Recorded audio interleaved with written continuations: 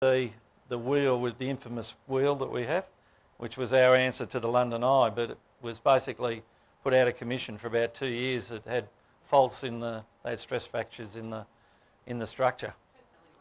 You never go in it. Okay, so that's just another view. That's at the Westgate Bridge.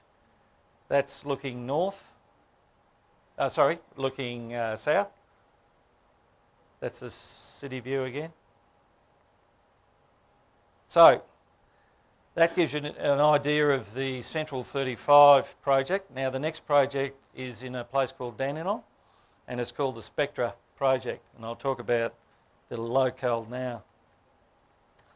This will be what I believe will be the most iconic building in Dandenong.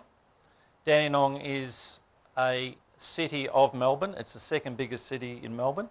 So after the CBD, Dandenong is the second biggest city. It's 30 k's from the CBD.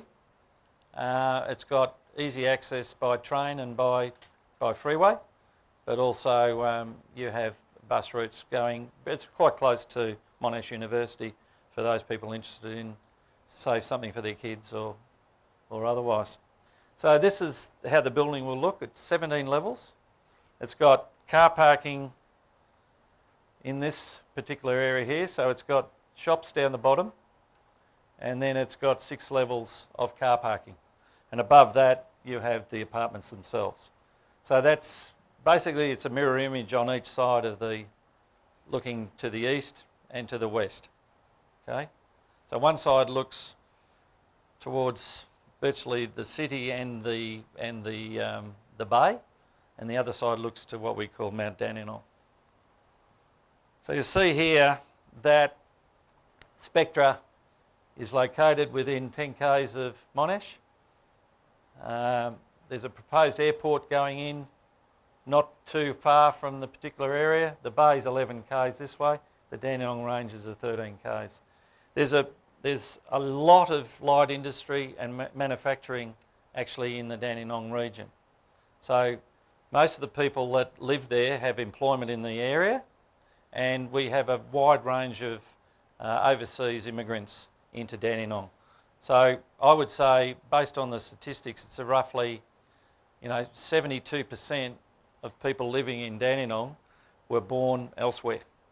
Okay, so when we've taken people through that come from India, they're very comfortable in this area. Okay. Now the numbers similarly, read a really good story. So look at the price point here, 280k as a buy-in price. Now in Australia, that's a really good price point to come in at. Okay. And you can see the monthly returns here. 2 bedroom, 2 bathroom, similarly, great price point, 380 up to 480. Again, the rentals are very high. So the demand's there. The demand itself comes from people moving into the area for work, new immigrants coming in that want to join people of their own race over there, and also Aussies like ourselves that have work in the area. So you can see there with an aerial overview, this is the building itself in terms of height, and it really does dwarf everything else in the area. Okay, so it will be the iconic building in Dandenong. You can see there that you've got the bay out this way, and you've got major shopping centres here. The railway line is 5 minutes walk. Major shopping, 5 minutes walk. So everything's at your fingertips.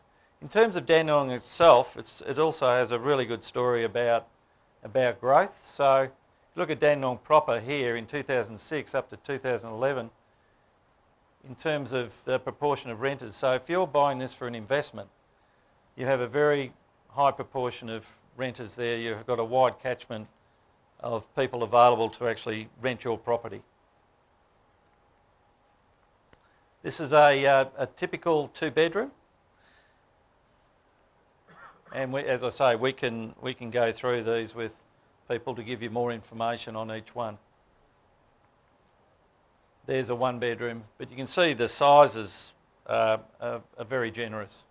They're quite large. So you're talking here 52 square metres internal, 7 square metres balcony, and that's one of your smaller ones. So we don't propose to offer anyone anything under 50 square metres when we source developments with our company.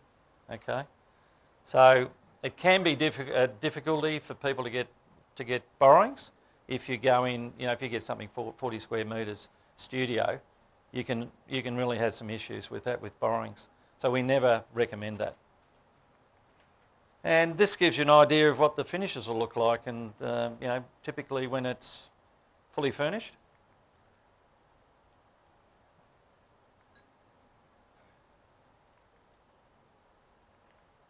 So we won't dwell on it, but just gives you a bit of an insight. And these are the views. So this is a view to the northwest, and you can see the CBD from there, albeit obviously a lot more distant than the Moonee Ponds. Okay. So that's looking out to the Dandenong Ranges out here. Fantastic place to go. A lot of people go for Sunday drives out to the Dandenong Ranges. And that gives you a view from the 12th floor. Now, bearing in mind that it is 17 levels, so this is only from the 12th floor. And that's a typical sort of winery that we visit in the Mornington Peninsula, which is, as you're heading out of town, you're heading in the right direction. So you're from Dandenong, you head for another 20 minutes, half an hour, and you're in this sort of winery area. So the money that's been spent within Dandenong at this stage, government money in the last few years has been over 400 million. So that's both state money and also local council. And also there's been significant developers building mainly industrial estates in the region as well, and they've spent equally that amount of money. So there's earmarked another 500 million to be spent over the next 2 years, revitalising and really developing this whole infrastructure for Dandenong. Okay, so we don't miss out on the house land, and this is in Sydney. So even though I've been talking up Melbourne, we know that Sydney's a great place to buy as well. And this is an offering in an area called Wilton, which is in southwest of Sydney. Okay, so it's basically been master plan designed by 3 different corporations, and those particular groups are building, Serena will correct me if I'm wrong, was it 1,200? 1,200 residences in the particular, sorry? And there's a 72-hole golf course going in to support the community. So I believe that also the development itself, or the master plan, has been accredited, if you like, as a green advanced development. Okay, so it's very green friendly. There's a lot of open area that's portioned to that particular master plan. You can see where where Wilton is. So it's called Bingara Gorge, and there's Sydney there. So it's 60 minutes drive, 20 minutes from MacArthur Square Shopping Centre and 25 minutes to Wollongong. So Wollongong is here. Okay, and I can tell you I've driven down there a few times, and it's a lovely drive into Wollongong.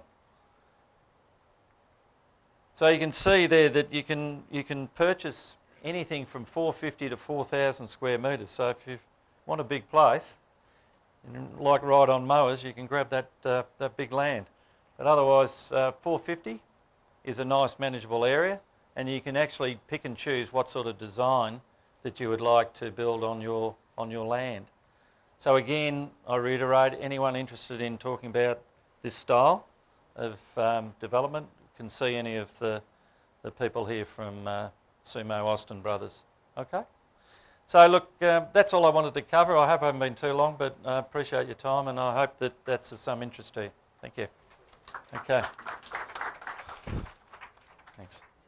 Oh, good. Thank you. Thank you. Our third speaker is Mehul Samaya, who's going to speak a little bit tonight about the structure and the tax, about investing in Australia and what tax you'll need to pay. He's also going to run through some numbers, so I'm sure lots of people will have questions pertaining to this. If it's anything that you would like to ask straight away, please do. Otherwise, we will have a panel at the end. I've lost him. You right?